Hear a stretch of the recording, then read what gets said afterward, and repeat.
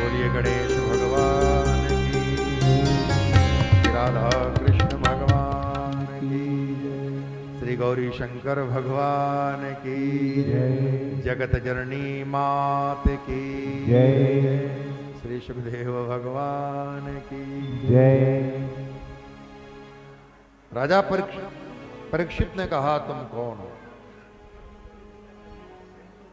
राजा वेशधारी शूद्र ने कहा, मैं कली पुरुष हूं। राजा परीक्षित ने कहा, तुम यहां क्यों आए हो? कली ने कहा, मेरा टर्न है। सतयुग जाता है तो त्रेता आता है, त्रेता जाता है तो द्वापर आता है, द्वापर जाता है तो मैं आता हूं, मेरा टर्न है। राजा परीक्षित ने कहा, भले ही तेरा टर्न हो, लेकिन तू रिटर्न हो जा। हम तुझे अपने राज्य में रहने की अनुमति नहीं देंगे, क्योंकि जहां तुम रहते हो वहां 9 प्रकार के अधर्म होते हैं। लोभो नृतम चौर्यमनारे मम्भो, ज्येष्ठा च माया कलहस्य दंभ, न वर्तितव्यम तदधर्म बंधो, धर्मेण सत्येन च वर्तितव्ये। हम तुम्हें अपने राज्य में रहने की अनुमति नहीं देते, हमारे देश को छोड़कर चले जाओ। कलिपुरुष ने कहा, महाराज हम आपके आदेश का पालन नहीं कर सकते। राजा परीक्षित ने कहा, हम धर्म चक्रवर्ती सम्राट है, सारी प्रजा हमारे आदेश का पालन करती है, तुम्हें भी पालन करना होगा। कलिपुरुष ने कहा, महाराज आप चक्रवर्ती सम्राट हैं, इसलिए तो आपके आदेश का पालन नहीं कर सकते, क्योंकि जहां जाएंगे वहीं आपका आदेश होगा। इसलिए आपसे निवेदन है, आप हमें जो स्थान चिन्हित करेंगे उन्हीं स्थानों में रहेंगे। राजा परीक्षित सारंग एवं सारभुक की तरह कि भले ही कली में अनेक दोष हैं, लेकिन कली में एक सबसे बड़ा गुण है क्या? अन्य युगों में भगवान की प्राप्ति कठिनता से होती है, कलिकाल में भगवान की प्राप्ति केवल कथा श्रवण और हरिनाम संकीर्तन से होती है। कलो केशव कीर्तना। ठीक है, हम तुम्हें कुछ स्थान देते हैं, हे कलिपुरुष तुम उन्हीं स्थानों में रहना। द्यूतम पानम स्त्रिय सोना यत्र धर्मश्चतुर्विध। द्यूतालय, सुरालय, वैश्यालय, हिंसालय, इन 4 स्थानों में रहना। जहां जुआ खेला जाता है द्यूतालय, जहां पर स्त्री संघ है वैश्यालय, जहां निरीह प्राणियों की हिंसा की जाती है हिंसालय, और जहां मदिरापान होता है सुरालय, इन स्थानों में रहना। कलिपुरुष ने कहा, महाराज बहुत बहुत धन्यवाद, लेकिन एक स्थान तो ऐसा दीजिए जहां हम अपना बढ़िया ड्राइंग रूम बना सके। तो पुनश्च याचमानाय जात रूप मदद प्रभु। तो कली के द्वारा पुनः प्रार्थना करने पर राजा परीक्षित ने 5वां स्थान स्वर्ण कह दिया, सोने में वास करो। हाँ महाराज, सोने में कली का वास है। तो क्या हम लोग जो सोना वोना पहने हैं उतार फेंके? नहीं नहीं, उतारो नहीं, उतारने की जरूरत नहीं है, और हमारे कहने से उतारने वाले भी नहीं हैं। पर किस सोने में कली का वास है? जिस सोने में हमारे परिश्रम के हस्ताक्षर नहीं है, मेहनत की मोहर नहीं है, उस सोने में कली का वास। अपने परिश्रम से कमाए धन से आप स्वर्ण लेकर के आए और फिर ला करके भगवान को अर्पित करें, अर्चित करें, अर्पित अर्चित स्वर्ण फिर धारण करें, तो भगवान का प्रसाद होगा। तुम ही निवेदित भोजन करही प्रभु प्रसाद पट भूषण। तो इस प्रकार जो अनीति से कमाया स्वर्ण है उसमें कली का वास। इन 5 स्थानों में कली रहने लगा। भागवतकार कहते हैं, जिन्हें अपने कल्याण की इच्छा वो भूल करके इन स्थानों में कदम न रखे। इन 5 स्थानों में कली का वास है। एक बार की बात है, राजा परीक्षित अपने बाप दादा के जमाने का पुराना खजाना खोल करके बैठे, हीरे जवाहरात मोती माणिक्य देखते देखते उनकी दृष्टि पड़ी एक स्वर्ण जटित मुकुट पर। देखा, अच्छा लगा, मस्तक वाले मुकुट को उतार, हाथ वाले मुकुट को मस्तक पर धारण किया। उस मुकुट में कली का वास। वो मुकुट जरासंध के खजाने से आया था। जरासंध बड़ा दुष्ट राजा था, अनीति पूर्वक राजाओं के राज्यों को लूट लेता था, धन संपदा लूट लेता था और अपने खजाने में रख लेता था। जब भगवान श्री कृष्ण ने भीमसेन के द्वारा जरासंध को मराया था, तो जरासंध के पुत्र ने भगवान श्री कृष्ण को, पांडवों को उपहार स्वरूप कुछ ये स्वर्ण आदि दिए थे। तो वह मुकुट इस तरह से पांडवों के खजाने में आ गया था, आज तक किसी ने उसको पहनने की भूल नहीं की, लेकिन देवशाल आज राजा परीक्षित ने उस मुकुट को धारण कर लिया। उस मुकुट में कली का वास, मतलब राजा परीक्षित के माथे पर कली, मतलब राजा परीक्षित के विचार कली से प्रभावित हो गए। अब कली तो अपने घर की ओर ले जाएगा, हिंसा ले। राजा परीक्षित को हिंसा करने की सूझी, शिकार करने का मन हुआ और राजा परीक्षित रथ में आरूढ़ होकर के वन में आते हैं और निरीह पशुओं का शिकार कर रहे हैं, हिंसा कर रहे हैं। मध्याह्न का समय हुआ, भूख लगी, प्यास लगी, पास में शमीक मुनि का आश्रम है। शमीक मुनि के आश्रम में रथ समेत, घोड़े समेत, राज चिन्हों को धारण किए हुए, अस्त्र शस्त्र सज्जित शमीक मुनि के आश्रम में प्रवेश कर गए। इसके पहले जब किसी संत के आश्रम में जाते थे तो संत के गुरु के द्वार पर ही रथ रोकते थे, अपने राज चिन्हों को उतार करके रथ में रखते थे और फिर नंगे पांव अकिंचन की तरह संतों के आश्रम में जाते थे। लेकिन आज कली ने चूक कराया, पूरे राजसी ठाट बाट से शमीक मुनि के आश्रम में प्रवेश कर गए। शमीक मुनि ध्यान में बैठे, उन्हें पता नहीं लगा कौन आया। राजा परीक्षित ने सोचा ये ऋषि समाधि का, ध्यान का दिखावा कर रहे हैं, मेरा स्वागत करना पड़ेगा, इसलिए आंख मूंद करके बैठे हैं, ढोंग कर रहे हैं, मैं राजा हूं। और कहते हैं एक सर्प जा रहा था, उसे मारा और बाण की नोक से उठा करके शमीक मुनि के गले में पहरा दिया और यह कृत्य करके राजा परीक्षित हस्तिनापुर लौट आए। यह दृश्य देखा, किसी ने जाकर के सुनाया शमीक मुनि के पुत्र श्रृंगी को, जो कौशिकी नदी में स्नान कर रहा था, श्रृंगी तुम यहाँ स्नान कर रहे हो और वहां आश्रम में तुम्हारे पिता के गले में किसी ने मृत सर्प पहनाया है। श्रृंगी ने कहा हमारे पिता, मेरे पिता तो समाधि में, ध्यान में।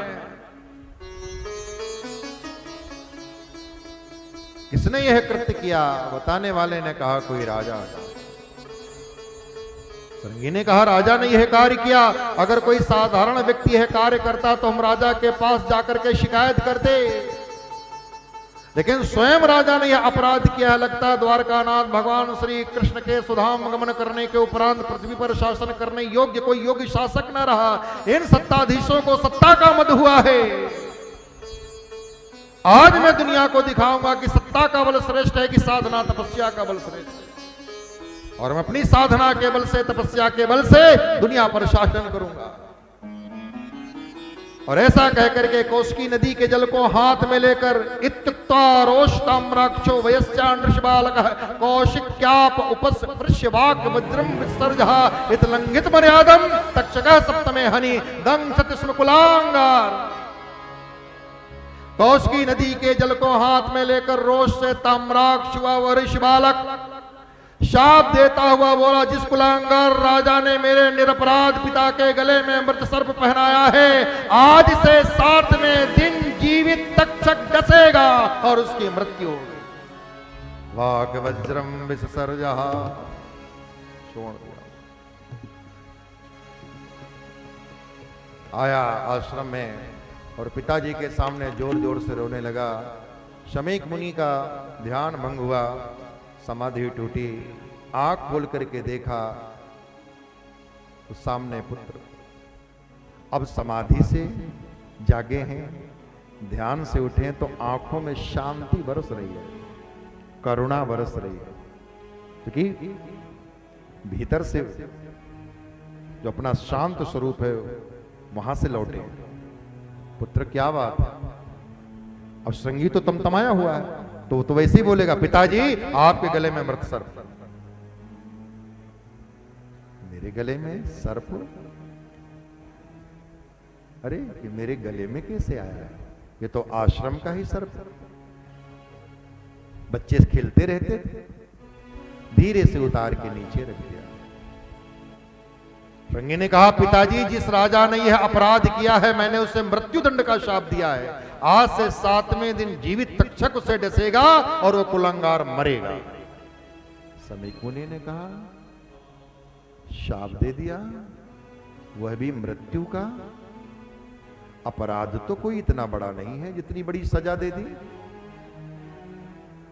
अरे तुम पहले ये तो पता करते कि वो राजा कौन थे, वो यहां क्यों आए थे और उन्होंने ऐसा क्यों किया। बेटा, हम ऋषि मुनि हैं, हमारे पास साधना तपस्या का बल है, लेकिन साधना तपस्या का बल किसी को मिटाने के लिए नहीं है, संसार के कल्याण के लिए है, मंगल के लिए है। पहले ये तो पता करते वो राजा कौन है। और शमीक मुनि ने नेत्र बंद किया, देख लिया। अरे पुत्र, यह तुमने क्या कर डाला। वो साधारण राजा नहीं, वो तो महाराज चक्रवर्ती धर्म सम्राट राजा परीक्षित हमारे आश्रम में आए थे। और राजा विष्णु रूप होता है। हमारे आश्रम में आए राजा का ना स्वागत हुआ, ना आसन मिला, ना उनको जलपान फलाहार को पूछा गया। भूल तो हमारी है। मैं यहां समाधि में और तुम वहां स्नान करने चले गए, गलती हमारी, सजा राजा को दे दिया। सच है पुत्र, कच्ची उम्र में इतनी शक्ति नहीं मिलनी चाहिए। तो तुमने क्या कर डाला। यह है ऋषि चरित्र, यह समीक मुनि का चरित्र। समीक मुनि ने शाबाशी नहीं दी कि वाह बेटा तुम तो हमसे भी आगे निकल गए। नहीं, जिसके पास ज्यादा शक्ति है, जिसके पास जिस भी रूप में शक्ति है, उसके पास संयम का ब्रेक, विवेक भी होना चाहिए। सराहना नहीं किया। जाओ कम से कम महाराज को सावधान करो। ऐसे धर्म सम्राट राजा हमारे भारतवर्ष में नहीं हो गए, हम लोग निर्विघ्न धर्म के कार्य संपन्न नहीं कर पाएंगे। ये राष्ट्र धर्मनिरपेक्ष नहीं, धर्म ही इस राष्ट्र का प्राण है। भारतीय स्वतंत्रता आंदोलन ही धर्म की नींव पर खड़ा है हमारा, तो धर्मनिरपेक्ष कैसे हो सकता है। भारत के जो टुकड़े हुए वो धार्मिक देश हैं और ये धर्मनिरपेक्ष, संप्रदाय निरपेक्ष भले हो लेकिन धर्मनिरपेक्ष नहीं हो सकता। धर्म ही इस भारत का प्राण है, भारत मां का प्राण है।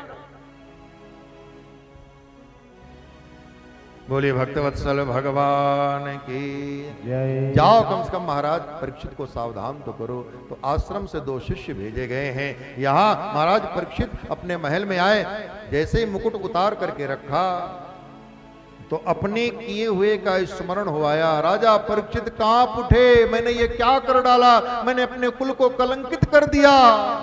जिन हाथों ने सदा ऋषि मुनियों के गले में फूल की मालाएं पहनाई हैं, आज उन्हीं हाथों ने एक ऋषि गले में मृत सर्प पहनाया। हे परमपिता परमेश्वर, मैं आपसे केवल क्षमा नहीं मांगता, मुझे दंड मिलना चाहिए। साधारण व्यक्ति अपराध करता तो मैं दंड देता, लेकिन मैं सम्राट होकर के अपराध किया हूं, इसलिए केवल क्षमा नहीं, मुझे दंड दीजिए। कि राजा का चरित्र नहीं, भला कौन उन्हें दंडित कर सकता है। चक्रवर्ती सम्राट अपने भूल को छिपाया नहीं, भूल को प्रकट किया और भगवान से सजा मांगी। तब महाराज को समाचार दिया गया, आश्रम से 2 शिष्य आए। आदर पूर्वक उन शिष्यों को महाराज के सामने उपस्थित किया गया है। शिष्यों ने कहा, महाराज आपके उस कृत्य के चलते ऋषि पुत्र ने आपको मृत्युदंड का शाप दिया है। आज से 7वें दिन तक्षक के दंश से आपकी मृत्यु। सुनते ही राजा परीक्षित की आंखों में आंसू आ गए। भगवान को कोटि कोटि धन्यवाद दिया और ऋषियों से कहा, मेरी तरफ से ऋषिपुत्र के चरणों में प्रणाम करके कहना कि ऋषिपुत्र ने मुझे शाप नहीं दिया है, ये तो वरदान दिया है। आने वाली मौत के पहले जो कोई बता दे, सावधान कर दे, तो उसके प्रति तो हमें कृतज्ञ होना चाहिए। मरना तो एक न एक दिन है ही, लेकिन आज मैं छाती ठोक कर कह सकता हूं कि 7 दिन तक मेरा कोई बाल बांका भी नहीं कर सकता। इसमें किसकी कृपा है? उन्हीं ऋषि पुत्र की है। अगले को तो एक क्षण का भरोसा नहीं, कब चल देना पड़े, लेकिन मैं 7 दिन धरती पे हूं। कृतज्ञता ज्ञापित की है। लेकिन राजा परीक्षित ने तत्क्षण राजसत्ता का परित्याग किया है। जन्मेजय को सत्ता का हस्तांतरण किया है और आए हैं सुरसरी के किनारे, गंगा के किनारे। गंगा जी में गोता लगाया है। गंगा मैया के तट पर जाकर बैठ गया। हे मां, अब मैं तुम्हारी शरण में, गंगा मैया की शरण में आए हैं। बड़े बड़े महात्माओं को, संतों को समाचार मिला है, अपने धर्म चक्रवर्ती सम्राट को शाप लगा है, 7वें दिन तक्षक के दंश से मृत्यु होने वाली। बड़े बड़े महात्मा, बड़े बड़े संत, बड़े बड़े ऋषि, बड़े बड़े यति महाराज परीक्षित के पास आए हैं। राजन, ये क्या हुआ तुम्हारे साथ? राजा परीक्षित ने कहा, ये भगवान की बड़ी कृपा हुई है, ऋषिपुत्र की बड़ी कृपा हुई है। शाप नहीं, वरदान है। जिस शाप के चलते इतने बड़े बड़े महात्मा एक साथ मिलकर गंगा के किनारे मुझे दर्शन देने आए हो, उसे शाप कहूं कि वरदान कहूं? कि पुण्य पुंज बिन मिल ही नहीं संता, बिना पुण्य के संतों का दर्शन नहीं होता। एक साथ इतने संत आए हैं तो मैं इसे शाप नहीं कहूंगा, इसे तो अपने पुण्यों का प्रताप कहूंगा, वरदान कहूंगा। बस इतना ही पूछता हूं, मरणासन्न प्राणी का कर्तव्य क्या है? जिसकी मृत्यु निकट है उसका कर्तव्य क्या है? समय बीत रहा था और उसी समय अचानक तत्राभवत् भगवान व्यासपुत्रो यद्रक्षया गां मटमानो नपेक्ष अलक्ष्यलिंगो निजलाभतुष्टो वृतस्य बालैः अवधूत वेश तत्राभवत् भगवान व्यासपुत्रो। भगवान सुखदेव प्रकट हुए। प्रकट होना, अंतर्धान होना, ये तो भगवान की लीला है। तो सुखदेव कोई साधारण है क्या? वो भी तो भगवान है। तत्राभवत् भगवान व्यासपुत्रो। 7 श्लोकों में यहां भगवान सुखदेव के सौष्ठों का वर्णन किया। तम द्वयष्ट वर्षम सुकुमार पाद करोर्वहवंश कपोल गात्रम। कितने साल के हैं? बोले 2-8 साल के हैं। 2-8 मतलब 88, 8 गुणे 8 64, 8 धन 8 16। बोले हाँ। तो फिर जब 16 साल के हैं तो ये 2-8 कहने के पीछे क्या अभिप्राय है? लेकिन भागवतकार की शैली देखो, 2-8 कहने के पीछे अभिप्राय यह है कि 16 साल का शरीर होते ही युवक और युवती के शरीरों में स्वाभाविक काम विकार आने लगते हैं। वैसे कोई भी काम विकार 16 साल का शरीर होने पर भी सुखदेव जी के शरीर में दिखाई नहीं दे रहे, मानो 8 साल का निर्दोष पावन पवित्र बच्चा हो, ऐसा उनका शारीरिक इस समय की अवस्था है। यह बताने के लिए तम द्वष्ट वर्षम सुकुमार पाद। परमहंस है लेकिन चरण बड़े कोमल है।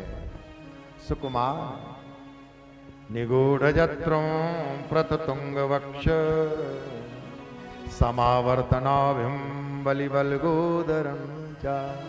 निगूढ़ जत्रं प्रततुंग, ऊंची चौड़ी छाती है, नाभि गहरी है, पेट भीतर है, छाती बाहर है। हमारे लोगों की पेट बाहर, छाती भीतर होती है। हम लोगों के ऐसी, लेकिन योगी पुरुष हैं। साक्षात भगवान शंकर सुखदेव बन करके आए महाराज, परम योगी हैं।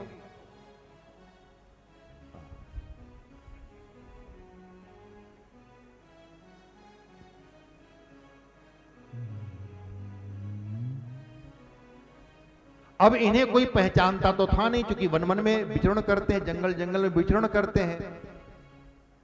तो उस सभा में पिता महर्षि वेदव्यास, उस सभा में बाबा पराशर बैठे हैं। जैसे पिता ने देखा तो मुख से निकला, अरे पुत्र शुक, और बाबा ने कहा, अरे पौत्र शुक तुम। और इतना सुनते ही महाराज सभा में जितने लोग एकत्रित थे सबके सब खड़े हो गए। यही व्यास नंदन सुखदेव है महाराज। लोगों को खड़ा करना नहीं पड़ा, अपने आप खड़े हो गए, मस्तक झुकाना नहीं पड़ा। सबके मस्तक श्रद्धा से सुखदेव जी के चरणों में अपने आप झुक गए। बोलिए सुखदेव भगवान की जय।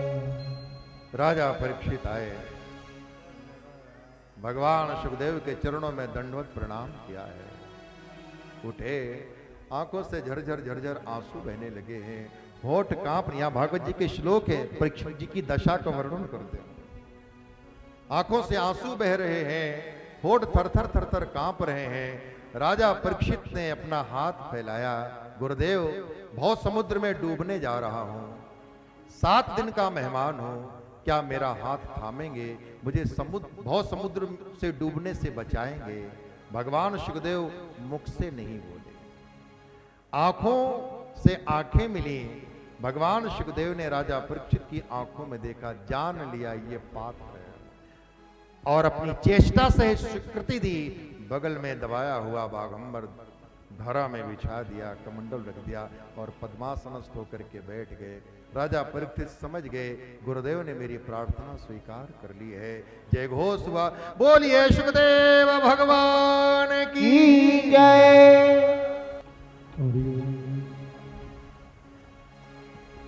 लिखन वालिए तू हो के दयाल, लिख दे मेरे दिल विच गुरु दा प्यार, लिख दे।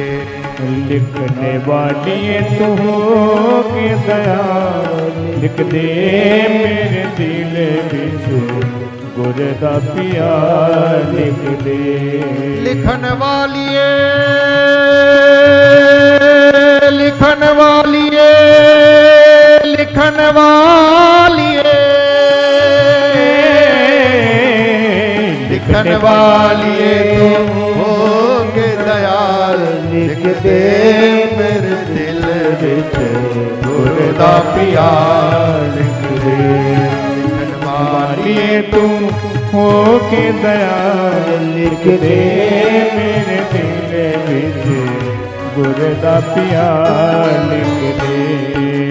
गुरुर् ब्रह्मा गुरुर्विष्णु गुरुर्देवो महेश्वरा, गुरुर् ब्रह्मा गुरुर्विष्णु गुरुर्देवो महेश्वरा, गुरुर् साक्षात् परब्रह्म तस्मै श्री गुरुवे नमः, तस्मै श्री गुरुवे नमः। ध्यान मूलम गुरोर्मूर्ति, पूजा मूलम गुरुपदम, मंत्र मूलम गुरुर्वाक्यम, मोक्ष मूलम गुरुकृपा, मोक्ष मूलम गुरुकृपा, मोक्ष मूलम गुरुकृपा। लिखन वालिए तू हो के दयाल, लिख दे मेरे दिल विच गुरु दा प्यार, लिख दे। वो लिखने वाले तू हो के दयाल, लिख दे मेरे दिल विच गुरु दा प्यार, लिख दे। माथा ऊपर धर दे हाथ गुरांदा, माथा ऊपर धर दे हाथ गुराना, हाथ बिच लिख दे सेवा गुरांदी, हाथ बिच लिख दे सेवा गुरानी। दिल विच दिल वरदा प्यार, लिख दे मेरे दिल विच गुरु दा प्यार, लिख दे। वो लिखने वाले तू हो के दयाल, लिख दे मेरे दिल विच गुरु दा प्यार, लिख दे। मेरे दिल विच गुरु दा प्यार, लिख दे। मेरे दिल विच गुरु दा प्यार, लिख दे। मेरे दिल विच गुरु दा प्यार, लिख दे। गुरु दा प्यार, लिख दे। गुरु दा प्यार, लिख दे।